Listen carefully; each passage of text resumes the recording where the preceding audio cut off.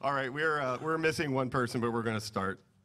My name is Sean Speakman. I am the editor of Unfettered, the Unfettered series, and the longtime webmaster for Terry Brooks, longtime webmaster for Naomi Novik. But luckily, I am up here with these fine writers today to talk about writing, talk about, to answer questions from you guys, of course. So in the middle of this panel, I will let you guys know when you can stand up and go to the mic in the middle of the room, because I'm sure many of you are writers. How many of you are writers in here? Oh yeah, this is our people. But first, I'm going to start by talking about the people on the panel here, much to their chagrin. And I'll start with Seanan. So let me pull up my notes here, and I'll get here. So Seanan is fun in so many different ways, but on her website, she has a biography page, and then she has a second biography page. And I'm going to read just a piece from one of her second biography pages, written by Tanya Huff. Caution.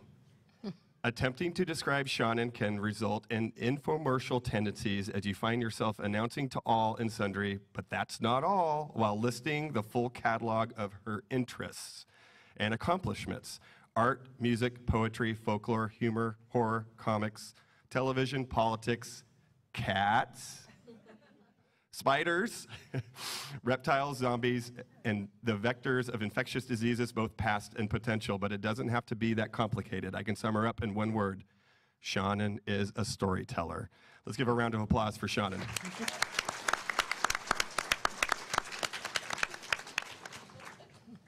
All right, my next person, Silvia. Let's see if I can find, there we are.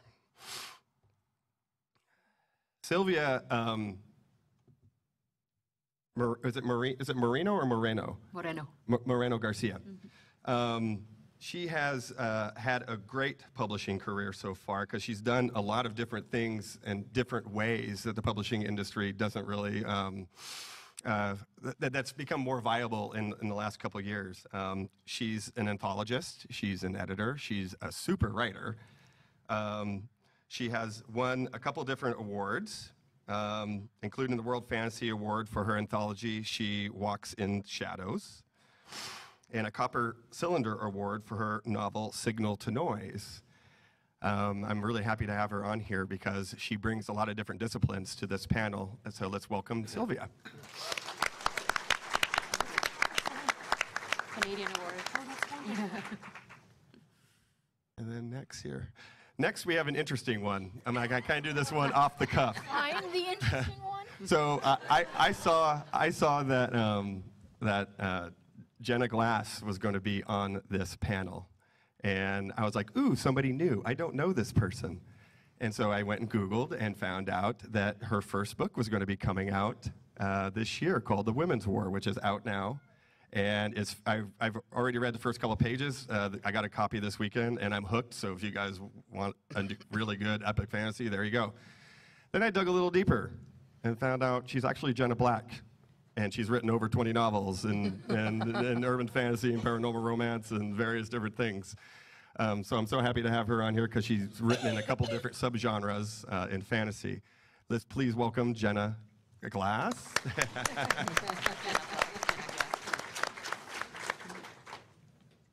Anne Bishop. Yay. I'm going to read something from Anne Bishop's website, too, because I thought it was very charming. And this is from her biography page. Once upon a time, there was a girl who liked to write stories. I think this is very appropriate for you writers in the crowd. So she did write stories. She had fun. Then one day, a thought got stuck in her head that she couldn't write a really great story. There wasn't much point in writing stories at all, so she stopped writing. She was young and didn't know any better. The girl went out into the world to make a living and do some growing up, and this was fine and necessary. Then one day, several years later, a story poked its little head up out of the creative reservoir and said, hello? Please welcome Anne Bishop.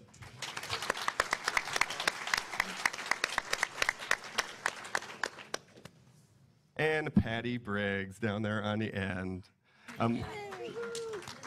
I've known Patty a long time. We've known each other a long time now.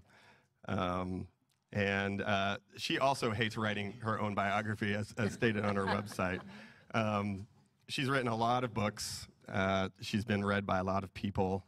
She has horses, which I adore. And she has cool dogs and a cool house, and she lives just an amazing life, and she's a great person, too. Mercy Thompson, you know, there you go. I have really fun imaginary friends. Yeah, that too, yeah. So let's welcome Patty Briggs to the panel.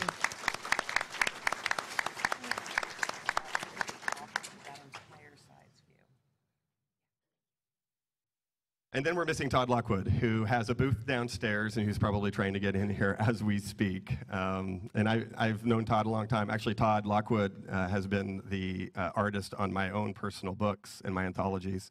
And he's written a book called Summer Dragon, and he's in the middle of writing book 2. So when he gets here, which I'm sure he will, we can all ridicule him and laugh and point, and it'll be fun.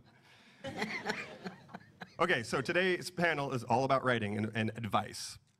So I guess to kind of know the differences for a lot of authors, how they start out, every story is different when it comes to a writer getting published. So I kind of thought that to start with, we would start down the line here and actually talk about how each of you kind of broke into the business and how you got published your first novel. So we'll start with Patty down on the end. I thought I was safe. She took notes. She was taking notes, and I was like, nope, I'm going to get her. It's a good thing I have a microphone. I'm sorry if I lose my voice as we go on. That's just the way con-cred happens, right? So I started writing this book when I was in college, and I got stuck on the first 10 pages. So I'd write the first 10 pages over and over and over again, to the point where my husband, 40 years later, could recite the first page and a half of the first 10 pages, because I'd write it and say, hey, read this and see what you think. Oh, I took out 3 adjectives and added 2 others. What do you think? And finally, we moved to Chicago. And I was from Montana, and there were 800,000 people living in Montana at the time. There's a building in Chicago that has more people go to work in that building every day than that lived in the biggest city in Montana. So I was kind of a fish out of water, and so I wrote the book. That's what I did, is I would hide in the room and write the book every day. And when I got done, he said, well, why don't you send it off? And I thought, well, nobody's going to read this, but okay. And sent it off, read Orson Scott Card's book on writing science fiction and fantasy. And so I sent off the first 100 pages and a synopsis to everybody who published fantasy. And I got a whole bunch of rejections. I got one, why are you sending me this? Either send me the whole thing or don't send me the whole thing, because obviously they were irritated about all the people that had read Orson Scott Card's book. And then a very young editor at Penguin, it wasn't Penguin then, it was Ace, wrote to me and said, hey, I like this, and if you change these things, I will buy it from you. So I did, and she did. That was Laura Ann Gilman, who has since gone on to be a fantastic writer. And that's the story of it's a weird story, because back then that didn't happen. You don't publish your first book, and it was my first book, and it got published. And I will say that back then they will publish anybody, because I had to go back and revise that book. But that's my story on how my first book got published. I'm going to jump in real quick and ask about everybody here on the panel. Do you have trunk books? Trunk books that will never see the light of day? No. No? No. Yeah. Okay. No. I have trunk stories, but not trunk books.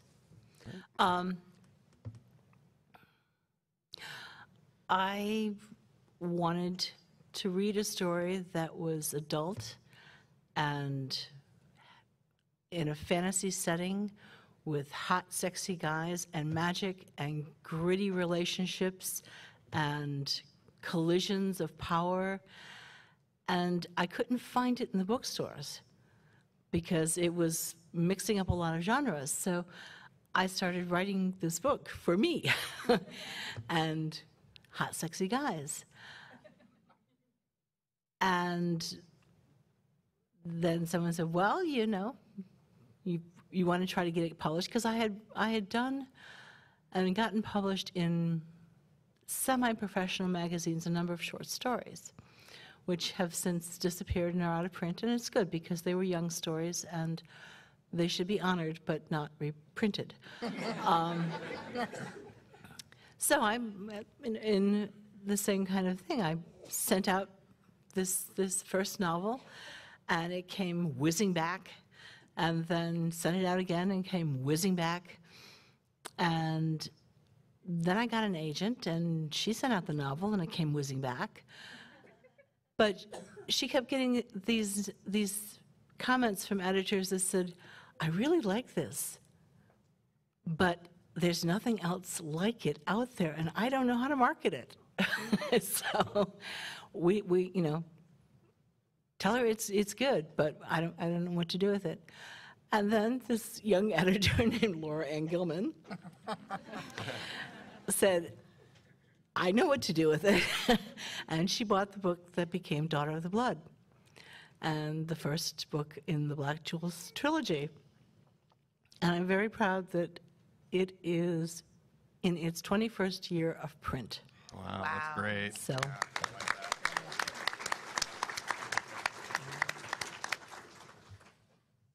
So what has Laura Ann Gilman done for you, Jenna? I've met her, and she's lovely. Is this actually on? I don't hear myself. Yeah, Okay. it's on. She's lovely, and we've had lunch together a few times as the writer, but she did not buy my first book, and I have a very different story from either of these wonderful ladies. I wrote my first, well, the real origin story is I wrote my first book, which was an autobiography, when I was in 5th grade. I illustrated it. I made a cover for it. I had a table of contents in it. It's the cutest thing. I'm so glad I still have it. But so I started really early wanting to be a writer, and I wrote through high school, and I wrote my first real novel in college, and I sent it off, and nothing came whizzing back because it took like a year every time I sent anything off back then. So, but they did come back, and so did my second novel, and my third novel, 4th, 5th, 6th, 7th, on and on, until I published my first novel, which was actually the 18th novel I wrote. Yeah, really different story. Perseverance. Yes, well, and that was, I actually know a lot of people who have similar stories. It can really take a long time. And the one thing that is different about my story than from many people that I've talked to who've been at it that long is I was never tempted to quit. I was so addicted to writing and to storytelling that I kept thinking, you know, maybe sometime down the line I'll take the hint and I'll quit, but I'm not even close to ready yet, so I just kept writing. And then eventually now I think I'm at 22. At the point where I have to think to count up how many books I've had. So never quit if you love it.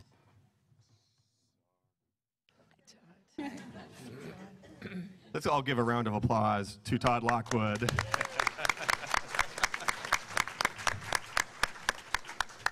For gracing us with his presence. I kind of gave you a summary already, so just say hi. Hi.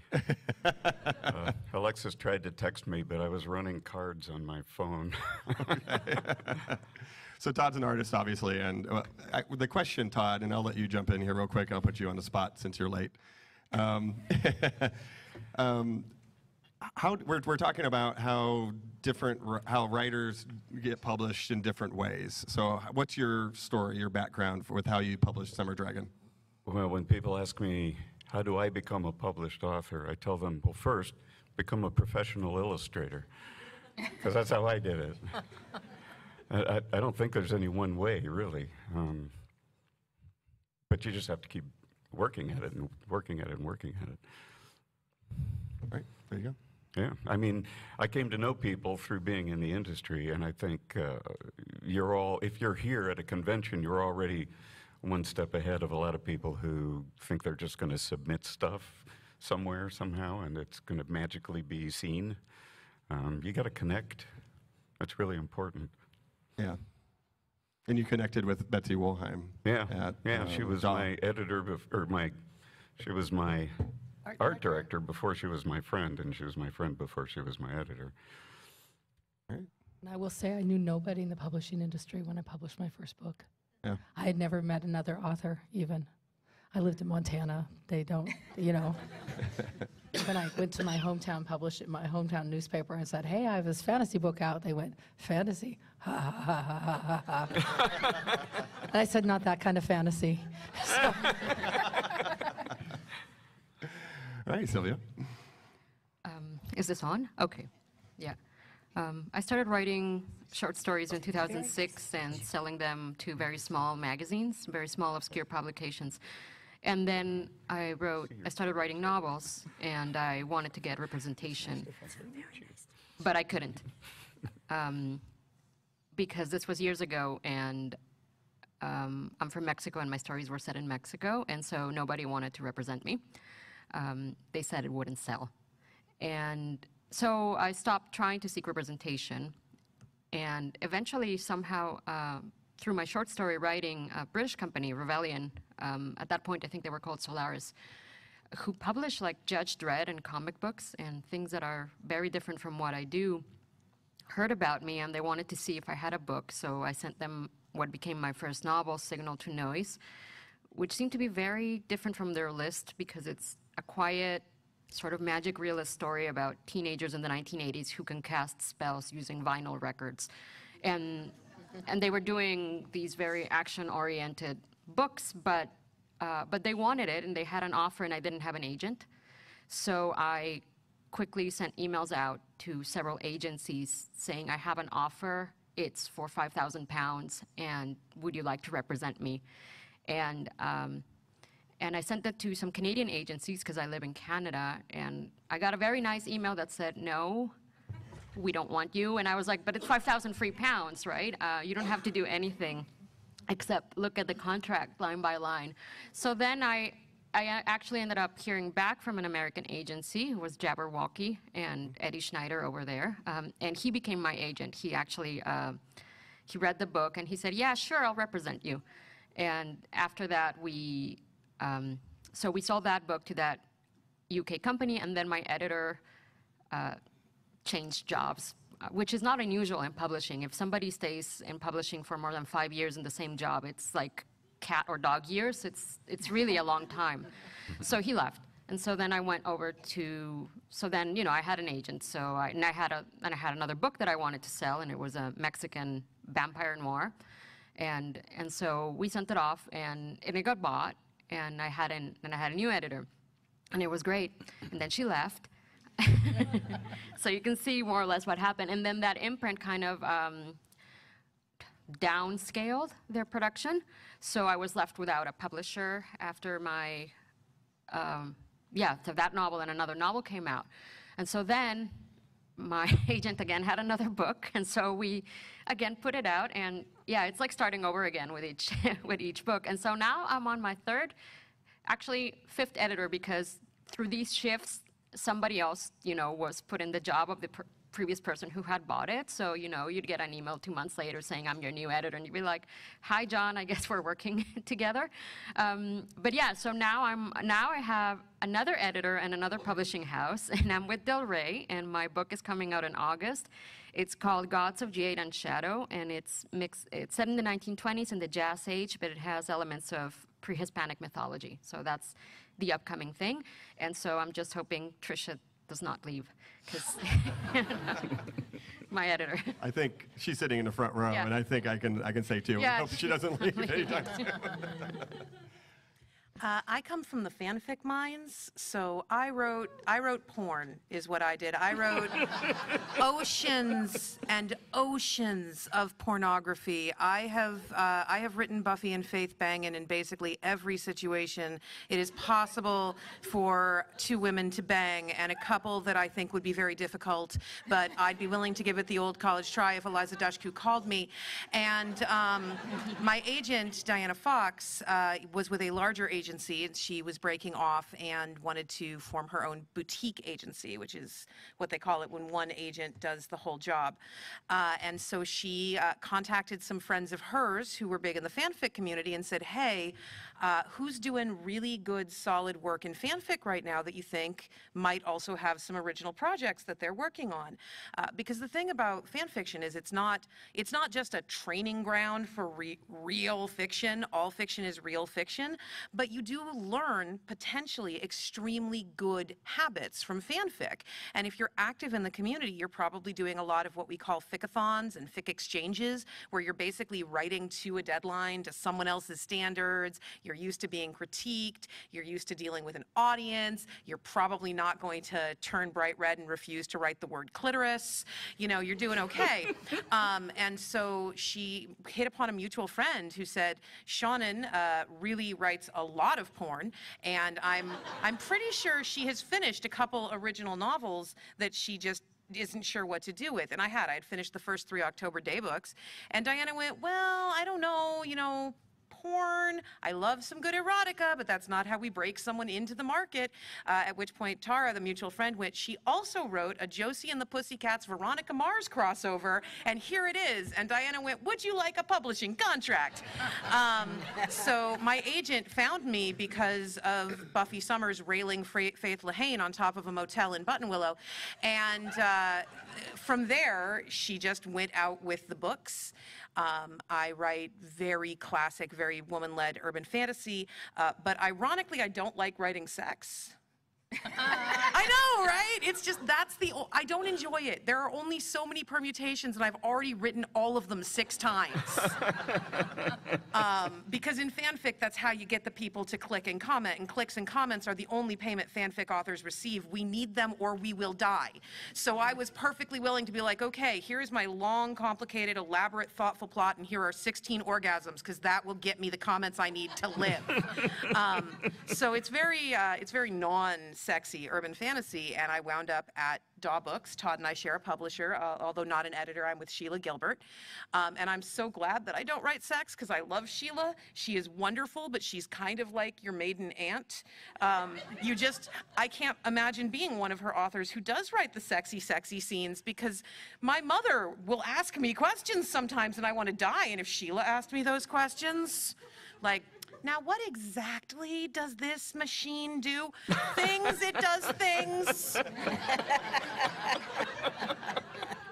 I'm starting to sweat up here, actually. So that is how I got published, was I wrote a lot of very good fan fiction. All right. So I'm going to try to gear the questions today toward the writers in the audience, because we all have a lot of questions. I am very, very new. I am one of you, trust me. So I'm still learning a lot, and I really want to ask some questions about, especially work-life balance early on. How many of you guys worked while you wrote your first novels? Yep. I work full-time. I'm back on work tomorrow. Yeah. So how many work right now? Okay. Yeah. All right, so it can be done. I run a horse farm. Does that count? Yes. Okay, so I'll ask you a question of Jenna here. How you with your new book, you've switched not only name, an AKA, but also a kind of a different subgenre for you. Can you talk a little bit about going from how you chose to do that and why you chose to write the original books that you did in those subgenres? Okay, that's a long question, because I did write in quite a few different subgenres as Jenna Black. And since this panel is supposed to be about writing advice, right? So one of the pieces of advice that I got early on in my career that really made a huge difference for me, I went to a workshop where we had sort of this slogan of dare to be bad. And the idea was to be willing to try things that you might be bad at. So at the point that I went there, I think I had 8 novels completed, and I only wrote science fiction and fantasy, even though I read everything. And I just felt like that was my comfort zone. That was what I was used to writing. And I can't write anything but that. And they said, dare to be bad. So I decided to try other things. And one of the things I tried was romance. partially because a lot more romances get bought than anything else because it's, you know, a huge seller. And so that was actually how I ended up writing romance for a while, was I finally allowed myself to try something that I didn't at first think I could do. And then from there, I discovered urban fantasy. And with The Devil Inside, which is my first urban fantasy book, the Morgan Kingsley series, that started by, previously I had tried to write in first person, and every time I tried to write in first person, it came out sounding like something that was written in the 18th century with this really formal language. So I was like, yeah, I can't write in first person. And when I think that to myself, I say, dare to be bad. Let's see if I can write in first person, because that was a lot of urban fantasy was in first person. So that whole series, a 5-book series, came out because I decided to try something that I thought I was bad at, and discovered, oh, you know, a few years later, I can actually write in a contemporary voice. And that's the same thing when I started with YA. I was reading some YA, thought, oh, I'll never write YA. And again, that was a challenge. I didn't realize I was challenging myself when I thought that, but I was. So again, YA. Now, the Women's War is something completely different.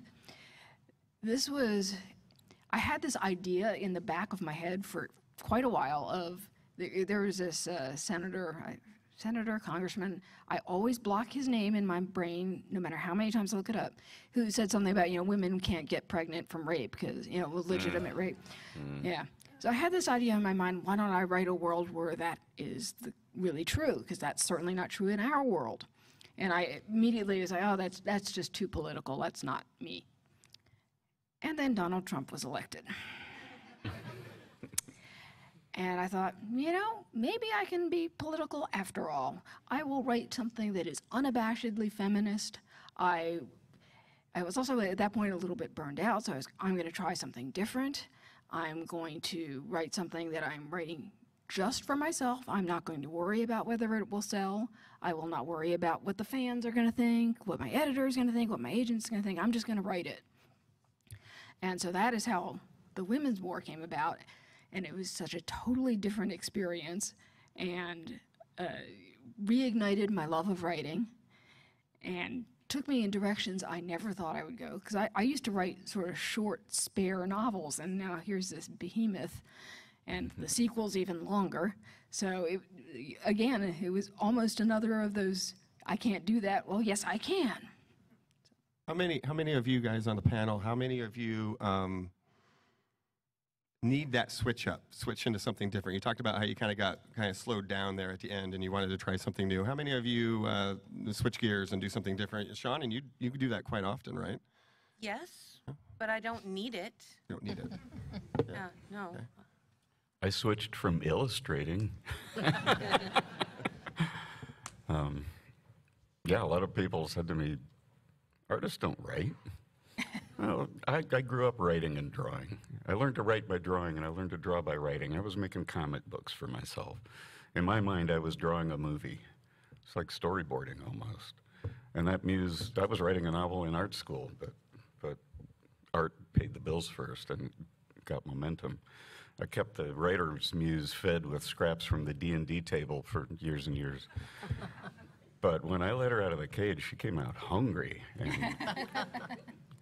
But I approached it the way you did. I wrote it for me. I just wanted to write the story I wanted to tell. I wasn't writing to an audience. I didn't know if anybody would ever want it. But it was, there were just things I wanted to say about things. And it's political too. I mean, I dressed it up in dragons. But, Why did you choose dragons? Other than they're awesome. One of my oldest childhood memories is of Maleficent turning into a dragon as seen through the windshield of the family car. I was probably 4. I've always loved dragons. All right. We'll start taking questions here in a bit, so any of you that have questions for our panelists, feel free to stand up and go to the mic, because we're already at 30 minutes, and I want you guys to have as many answers as possible. So actually, we'll start with you right now. You look ready. I'm so ready. My question is about writing from a voice that's not mine. I'm sure that I could write a story from the perspective where the entire story is full of 30-year-old white women from Western Washington, but that sounds like it could get really boring. How do I incorporate other voices without being offensive to people who aren't a hetero white woman from Western Washington? Wants to answer that one? Yeah, really good question. This came up yesterday in the YA panel too, a little bit. Honestly, I'd recommend looking for online courses. I know that Nishi Shah and Tempest teach a Writing the Other class. The Cat Rambo Institute for Wayward Writers periodically has queer authors, authors of color, authors from other walks of life, disabled authors who come in and teach these things, because this isn't a pithy answer we can give you in 2 minutes on a panel and suddenly racism, sexism, and colonialism are all solved. I wish it were. That would be a magical thing. But it's a study. You have to work, and you have to know that you are inevitably always 100% of the time going to offend someone, and that doesn't mean that you did anything malicious, but you still did something wrong. And be ready to take that. I've taken that hit. Everyone takes that hit. Just apologize, own it, don't get defensive, and move on. How many books by Black authors have you read? I don't know how often I've actually looked up the author's photo. It's not something I've ever thought about, so that's a good question. Well, it starts there. People ask that question and then they don't read Black authors or Latino authors or gay authors or lesbian authors. And there's a whole body of work that stretches decades back. So before asking, can I write this, read what's out there and see what people have said about themselves. Yeah, reading's critical anyway for every single writer, just period, anyway. But yeah, what Silvia says there is very, very true. Thank you. Well, I'd like to address it too. You know, you don't have to, if you want to start out, you can just write about somebody who is not like you. So somebody who's older than you, somebody who's a different sex than you, so you can break yourself in gently where you're not likely to run into problems. And that will teach you a lot. And the thing that I learned by doing that was that all people are people. We are motivated. We are the product of our upbringing. We have ouchy spots. We have not ouchy spots. And my experience is, as long as you treat your characters as if they're whole people and not just caricatures, as long as you make them real people, then you usually don't go wrong. Most of the problems I run into are people who take offense at my writing who've never read anything I've written. Most of the people who read my books, you know, you have to offend a certain number of people, but I like to do it on purpose, not by accident, and that's okay. But as long as you treat people with your characters with dignity, then usually you're okay. I think it was Lawrence Block that once wrote that storytelling is honestly reporting things that never happened to people who don't exist. Right. But it's the honestly reporting that is the main goal. You want to be non-judgmental of any character, including your villains. It's they all perceive themselves to be right. And if you can wear that skin for the time that you're working from their point of view, you can learn things that you didn't know about yourself, because you actually are taking on another skin, which is sometimes discomforting, but honestly reporting, that's the place where I always start. And I would add, don't just dismiss your own ethnicity as being boring, because it's not boring to some people. So it is okay to write about somebody who is like you also. Hi. Hi. So the title of the panel is about best writing advice you've ever received. I am curious about what the worst writing advice you have received. When I was first working on this book, early on, I told my art director at Wizards of the Coast that I was working on a book, but don't tell anybody. It's not ready to be seen yet. And so, of course, he told the editor there, and or the book department, and so they wanted to see it. And So I showed it to them, and the first thing they said was, well, first of all, girls will read boys, but boys won't read girls, so we need you to change your protagonist to a boy. And I said, no, I'm not going to do that. But, and then I wrote a treatment for them about her father, who was a character in the book, his time previously, and they said, oh, that's good, and said, well, make me an offer. And it took them a year to give me the shittiest offer ever. And I knew they would, but that took the wind out of my sails for a year. I think stand for your characters, stand for your story, stand for your book, stand for yourself, and don't let if the editor, if somebody's telling you you need to do this for this audience, trust yourself. I mean, you know your characters and you know what's in your heart. Follow that beacon. Yeah, when I get bad advice, I usually put it right out of my head, so I don't remember what the worst advice that I ever got was. Maybe it was because I started writing back in '95, and maybe it was that you need a male protagonist to sell well. And I will say that the first book I had that I wrote that actually had good sales, I had my first male protagonist, Dragon Bones.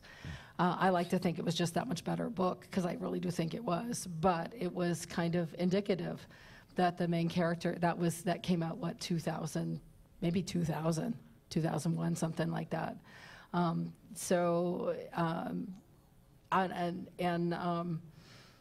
don't know what I would have done if I had followed advice that told me to write a male character. So before that, I don't know if that I was capable of it before that. I just didn't have the skills. We're talking about writing the other. I know how I feel, and getting my head into a guy's head took me a couple, 4 or 5 books before I could do it.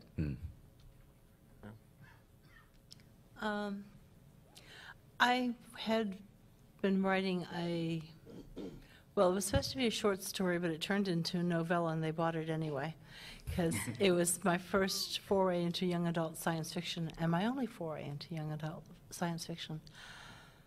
But I had a friend who was a teacher read it, and she said, "Oh, no, you can't have her change her shirt when her friend is male and he's in the room." And go, okay, well, it's going to be a bloody shirt, but okay, we'll just hand wave that, and then I kept going. Well, he can't do this and he can't do that, and there was one character who really was a jerk.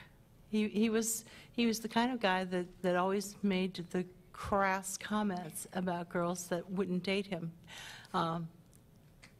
And she said, "Oh no, you can't do that because that will incite all the boys to make bad comments." And I looked at her and said, if they want to change something that is essential to that character, because he is a secondary character, it's only there.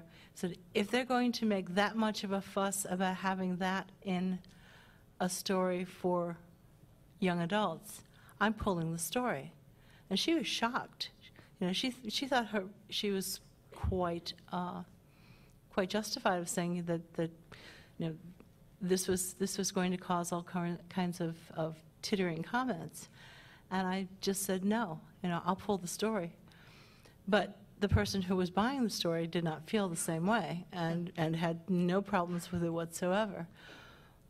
But that taught me that even though you think someone understands their own profession, they might not be right in the advice that they're giving you, because if you know that the core of what you're saying is what has to be, then it's better to pull the story than to gut it of something that you feel is essential. I don't think for me it's a specific one piece of advice, it's a kind of advice. It's the advice that says, here is the way you should be writing. You should be writing an outline first, or you should not be writing an outline first. You should write every day, or you should just write when you're inspired. yes to any of those, whatever works for you. And there are some people who really want there to be a formula. There is a way to do it, and there is not. You have to find your own way. And what I found for myself is my own way is different for every book. Sometimes from chapter to chapter. Yes, right? Sylvia, bad advice you've been given? No, I'm just looking at the line and I see a lot of people standing with Yeah, questions, All right. so I think. All right, let's go next then. Hey there, I'll try and keep it really quick. For people who are not published, who are just sort of starting out, do you guys, in today's climate, do you guys have any general advice as far as, obviously, if you have a best friend, a significant other that you're like, okay, I can let this person memorize the first couple pages of my novel, whatever.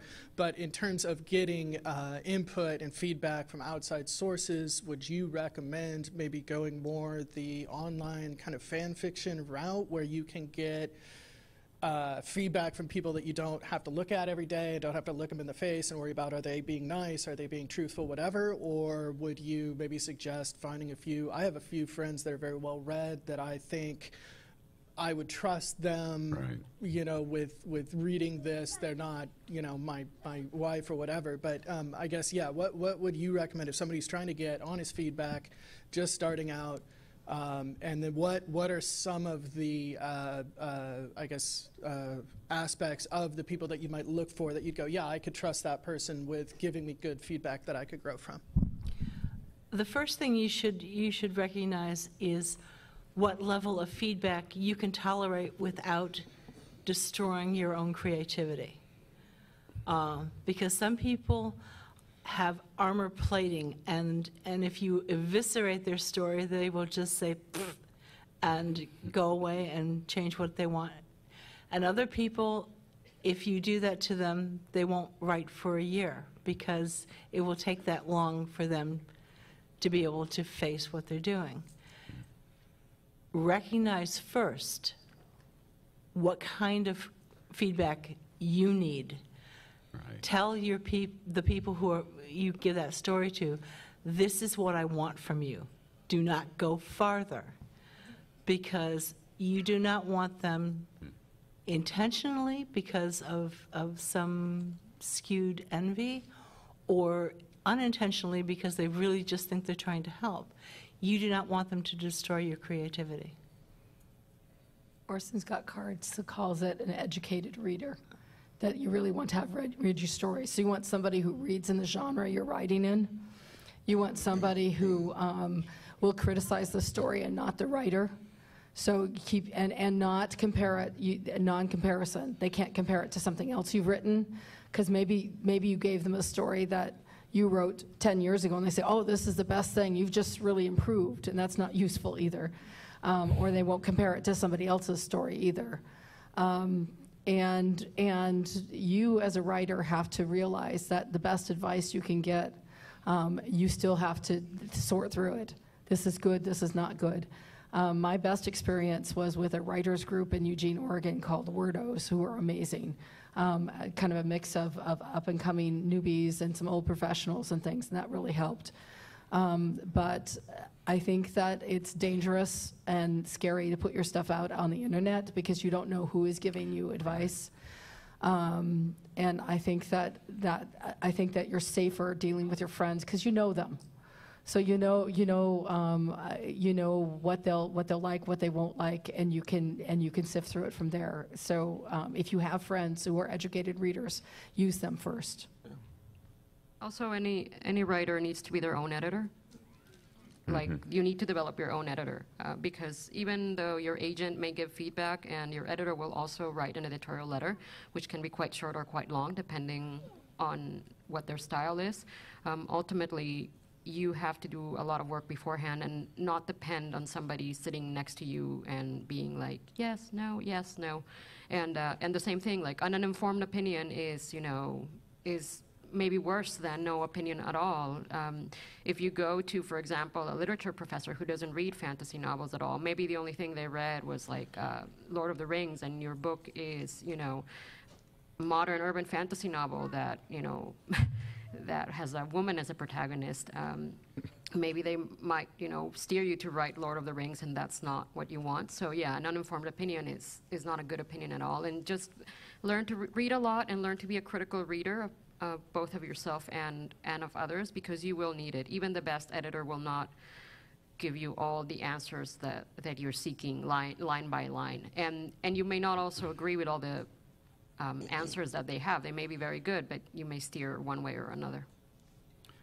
And I would also say, if you're getting critiqued, sometimes you need to listen to the critique and figure out what part of the story they're critiquing, and figure out for yourself what may or may not be problematic with that section, and not necessarily listen to exactly what they are telling you is wrong with it. Because even with professional editors, a lot of the time they can really recognize something that isn't quite working, but they can't recognize exactly what you in your voice can do to change it and make it better. Yeah, the car is making a ding, ding, ding sound. Yes. Kind of like Well, and I think, too, that you have to have a thick skin, but you'll get some advice that resonates with something that you're already a little unsure of, and then it'll resonate, or they might say something about some other aspect that you're confident that it's all right. Just every criticism is not equal. I had an editor on one of my YA books very forcefully wanted me to create a romance between my 16-year-old heroine and an adult. And I had to fight back so hard to avoid that, but I was like, no, I'm not doing that. Even with, this is actually a very high-powered editor, and I had to stand up to her. So you have to learn to stand up for yourself, which is sometimes very hard. Yeah. All right, next. Hi. Hey, I just want to apologize in advance if you guys already covered the topic, because I came in just a little late. So I'm hoping when I finish, like, my first story, whatever, the question I had was, when I get that done, is it better to self-publish versus publishing? And if you go with the publishing route, how to avoid getting taken advantage of, or, get screwed over? Are we talking about a novel, or are we talking about a short story or a novella? I'm hoping to make it as a novel, or maybe a trilogy, or, shoot for the moon. So one of the more interesting myths that started to arise from the self-publishing side of the current publishing situation is that all traditional publishing organizations, all traditional publishing venues are out to take advantage. They're not. Some of them are. And you can find the groups that are scammers that have those predatory contracts drawn up in fairly clear detail on a blog called Writer Beware, which will help you find the places that are not paying their authors, that are going for unreasonable rights grabs. We can't catch them all 100% of the time, but the majority of the traditional publishing venues are not trying to hurt you. Yes, they want to take a lot of money because they want to make a lot of money. You'll get paid too. Now, the question of, is it better to self-publish or trad publish with your very first book, this is actually a question that I think is going to be a real problem in about 10 years. Because right now what happens is somebody finishes their first book, they go to one traditional publishing venue, they submit to one publisher, or they query one agent, they get rejected, which is super standard. I think everyone on this panel has been rejected, and then they throw their hands up and go, well, it's hard, I'm going to self-pub now. And self-publishing can absolutely be the key for you. If you're writing super queer fiction, if you're writing super niche fiction, if you're blazing your own genre, that might be the only way you get printed. Absolutely. But you're not going through the quality checks that traditional publishing has. Right.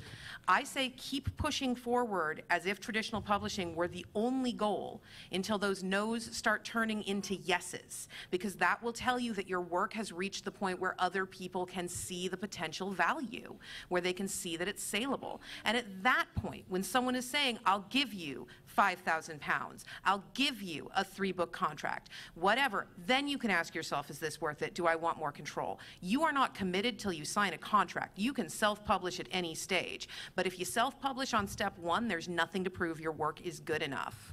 I have seen a lot of self-published work that I'm like, wow, 3 more rounds of editorial, and this is a $5 million franchise. The way it is right now, you're going to get 7 5-star reviews, and they're all from your mom. There's what was the name of that? Writer Beware. So just Just look from that up. That's a great resource for everyone. From a completely different perspective, as a general rule, won't do a cover for a self-published novel because I really don't know what the quality is, and I don't want to be associated with something that's not good. Yeah. All right. Thank you. Good question. Answer. Hi. Hi. So before I shattered my elbow, to make my characters, I always draw them out and from there get their personality. And I still do, even though I can't draw as well anymore. I still go and create the character, and then from making the character, I create out the personality and the rest of the world. And so I have 3 stories that I want to write. One would be a long series that I've been working on since I was in elementary school that I just love, that actually started off as a fan fiction, to be honest. But I have my characters, I have personalities, and I have what I want the story to be about. But I get really stuck in the middle, and I also worry about, because you need a conflict, and I always worry that my conflicts are too small. So my question is, how do you kind of So all stories start out with a person in a place with a problem. The person is your character, the place is your setting, and the problem becomes your plot.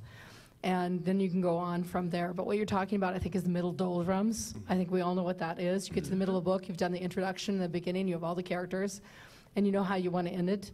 And you have like 150, or in Jenna's case with epic fantasy, you have like 5 novels between the beginning and the end. One of the tricks you can put in your writer's craft books is the try-fail cycle. Give them a problem, and then with that problem, it's just like a simple logic sketch out. You have a problem, and they try to solve the problem, and they can either solve their problem and find out that they have a much bigger problem. They can solve the problem and find out that's not the real problem, or they can fail to solve the problem and make everything worse for themselves. But they should, in the end, actually make everything worse for themselves. And the traditional number is 3, but depending on the length of your book or whether you're writing a short story or something, it depends on how much. But that's kind of an underpinning you can put on your stories and see if that helps kickstart things through. And the only way to get through the middle doldrums is seriously to just write it. You sit down and you go, I have no idea where I'm going, and go with it. But the try-fail cycle gives you a direction that you can try. Yeah, I think that's good. We have 6 people and 7 minutes. Yep, We can do right. this if we're fast. We can do Move this. it up and keep it quick. All right, I'll be pretty quick here. I am a D&D player as well as a writer. You specifically mentioned you play D&D. I know some of the others here also do so. I was wondering how you take ideas you form in your D&D sessions, particularly as a DM, and adapt them to your writing, if you do. Make sure that you're not stealing other people's characters. That's not appropriate. Even if they're your players, they will not thank you for it, and they might hit you with a chair. Remember that 90% of epic and sprawling fantasy published in the 1980s was just thinly veiled D&D campaigns that people wrote down for money. We're all kind of sick of that. So make sure that you're doing something that is interesting, new, and not just another bunch of straight white dudes in loincloths hack and slashing their way through a vaguely European forest.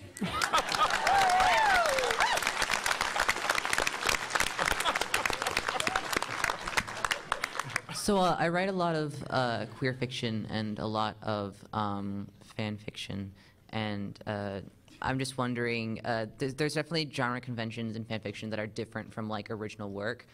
What are, like, especially you, like, what are things that you took from like your fan fiction, like craft elements or like genre conventions that ended up helping you in your like original published work? Remember that people like it when people are people. I know Yes. that sounds a little repetitive, but it's true. People like it when your characters feel like people, not just archetypes being pushed around the board. And sometimes that's I put peanut butter on my pizza, and sometimes that's I like to lay on the couch and argue about romantic comedies. There's a lot more room for that in fan fiction than there tends to be in traditional fiction, but you can write those scenes and then just cut them in later editorial, and that gives you something to reward your readers with. Thank you. Nice. Good. At any point during your writing career, did you compare yourself to other authors whose careers are maybe further along or more established than your own and feel inadequate or like you weren't good enough? And if so, how did you overcome that insecurity? Comparison is odious, and everybody's career, it goes differently. Don't judge yourself by other people at all. Right. And if there's a way to overcome doing that, please let me know, because Writers are not in competition with each other. We just aren't. The lists make you think that you are, but that's not true. Writers are in competition with themselves. Readers read more than one book a month, right? I mean, I have 2 bags of books. One of them's mine, one of them's Sparky's. And I probably read, I don't know, 30 or 40 books a month, and I used to read like 120 books a month. So you're not in competition with other writers. You're in competition with yourself. You may be the best writer you can be, and don't worry about other things. I mean, I know a lot of people wasted a lot of sweat and fear, both with the Harry Potter books, because there's a lot of authors who wrote the Wizard School stories before Harry Potter came out, and the Twilight books. She's not the first one who did the vampire in the high school, you know, but what you need to recognize is those people pull readers into genres they've never been in before. Twilight pulled the young adult market into like superstardom. Young adult fiction, which had been kind of lolling around, just went mega thing. So be grateful for those writers, because they bring in readers. And don't waste time on jealousy. It never works, you know. Yeah. Also remember Just that be better dressed than everybody else, and then it doesn't matter. I love your show. Yeah. Thank you. Thank you for the question. Just remember that if you're comparing yourself to other writers that you're seeing on the bookshelves, they put in a lot of years. So we've all been the beginners, and we've all made the comparison. So. And don't be afraid. And it's also the dare to be bad. You know, you will not be as great as every person that you put up on that pedestal in your own mind, because you don't see your work the way other people see your work at all. Yeah. So 3 people, 3 minutes. We can do this. Okay, so my question has to do with writer's block. Do you guys ever get to a point where you're writing the plot and it just seems like it's going in cliched directions, or it's veering way off course, and how do you kind of work through that or around it? God, I want the answer to this question too. Don't we all? When you're writing, remember that it's not the editor that writes. It's the play part of your brain, the part that used to dress up like a fairy princess or a knight or a cowboy or Indian or whatever else. Give yourself dare to be bad. Don't question yourself too much. If your story feels like it wants to veer off in a direction you don't want to, follow it. See what happens. They're just words on papers. You can get rid of them. It's okay. Note to self: dress up like a fairy princess. 2 minutes, 2 people. All right, as someone who really enjoys and is intrigued by villains as part of a literary landscape, what's one really good piece of advice for writing strong, compelling, and interesting villains? They think they're the good guy, always, even the most evil of them. Yeah. Mm-hmm. Yeah. Great piece of advice. Oh. Yep. Thank you. Hi. I have a question about maybe advice to get a book published posthumous. My husband wrote a book and he died. So it's not my story, but I've read the story and I want to kind of get it out there for him.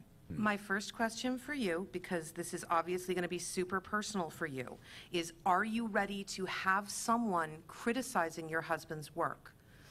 Because if he didn't have time to finish editing it, you are absolutely going to want to talk to a professional or freelance editor. Laura Ann Gilman, who was mentioned a couple times, takes editing clients now. Okay. You can pay her to go through the work. But she will probably, just statistically, say some really harsh things. And that's her job. That's her trying to make sure your husband's story can get out into the world. And if you are not yet where that would be okay with you, if that would hurt you, don't do it yet. Okay. So my first advice is wait. Yeah. After that, talk to a freelance editor. Talk to someone like Laura Ann that you can find good testimonials for, that you know people Did you write trust. that down, Jenna? Laura Ann Gilman. Laura But Ann there Gilman. are others as well. Okay. Listen to them. If what she says is this is not fixable, if what she says is this is beautiful but it's not publishable, believe her. Okay. Don't make the decision to self-publish if the editor says it's not there. Okay. just because your husband isn't there to consent to it. Right. Which I know that what he wants is going to be what you're thinking of most strongly. Right. But work with professionals. There are freelance professionals that will help you get it to where he couldn't, and then you can look for an agent for his work, and you can look for a publisher for that work. Okay. But you need to work on the manuscript first, and you need to work on yourself, because you should not hurt yourself for a book that you get to have and treasure that the rest of us don't know we need yet. Okay. Thank you. Thank you for the questions. Thanks for coming to the panel. Thank you, panelists, for your words of wisdom. Some of you are signing next door, right after this, right? And some of you are going on to another panel, so be sure to check the schedule out there for what's signing. Thank you all for coming, and have a great Sunday. You survived Comic-Con almost. I have to stay in this room.